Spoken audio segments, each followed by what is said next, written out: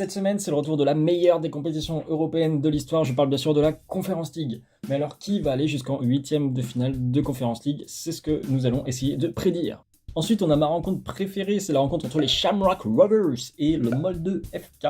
Les Shamrock Rovers, c'est tout simplement la vraie surprise de cette Conference League. Ils ont fini 10e du classement final, alors que c'est un club irlandais. Le championnat irlandais, c'est à peine professionnel, donc chapeau. En revanche, Molde, c'est beaucoup plus expérimenté. C'est un club norvégien, l'un des meilleurs clubs norvégiens de ces dernières saisons. On est habitué à les voir en Europa League. C'est vraiment un club qui est solide, bien plus professionnel. Je pense que sur une double confrontation, ils devraient éliminer les Irlandais malheureusement. Mais attention, les Shamrock Rovers vont recevoir au retour.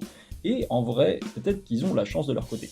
Ensuite, on a le duel le plus déséquilibré, c'est celui entre les Islandais de Víkingur Reykjavik et le Panathinaikos. Pour le Víkingur, déjà, bravo à eux, parce que sur le papier, c'était l'une des équipes les plus faibles de la compétition. Après tout, le championnat islandais, c'est vraiment l'un des pires championnats d'Europe. Gros bravo au Víkingur. Mais le Panathinaikos en face, ça fait partie des favoris pour aller en finale. Pas les favoris pour aller la gagner, parce que évidemment, Chelsea va gagner la compétition. Mais pour aller en finale, je pense que le Panathinaikos peut le faire, que ce soit en Grèce ou en Conference League. Ils sont vraiment meilleurs dernièrement.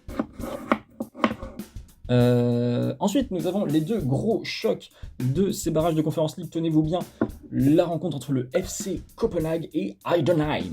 Alors, ne vous moquez pas, hein, c'est vraiment un choc parce que Copenhague, c'est 8e de finaliste de Ligue des Champions l'année dernière, hein, mine de rien, alors que Heidenheim, c'est un club de Bundesliga, ça reste la Bundesliga. Copenhague, malheureusement, ils sont beaucoup moins forts que l'année dernière. Moi, j'ai été un peu déçu de leur parcours de Conference League jusqu'à présent. Ils ont fini milieu de tableau, alors que pour moi, c'était censé faire top 8 facile. Alors que Heidenheim, certes, c'est compliqué en championnat, hein, c'est très compliqué, même la relégation leur pend au nez. Mais j'ai l'impression qu'ils ont la magie du débutant, et je pense qu'ils sont capables d'aller chercher les Danois. En plus, ça leur ferait vraiment un beau rayon de soleil dans leur saison. Et ensuite, on va finir sur le gros choc de ces barrages. Attention, tremblez, la Gantoise versus le Betis Séville. Bon, c'est deux équipes qu'on est quand même habitué à voir en Europe, la Gantoise et le Betis Séville. Moi, personnellement, je pensais qu'ils allaient tous les deux finir top 8 facile, surtout le Betis. Mais ils ont un peu pris la compétition par-dessus la jambe.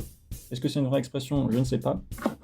Et globalement, c'est deux clubs qui ont une saison qui est assez similaire. C'est-à-dire qu'elle pourrait être bien pire. Globalement, ils sont encore dans les temps pour accomplir leurs objectifs. Mais ils sont en dessous de leurs objectifs quand même. Ils sont en milieu de tableau dans leur championnat respectif. Et la Conference League était plutôt décevante. Donc, à mon avis, c'est très serré. Mais j'ai une petite intuition. C'est que le Real Betis en a absolument rien à foutre de cette compétition. Je pense que la Gantoise pourrait les éliminer. Surtout s'ils prennent la confrontation au sérieux.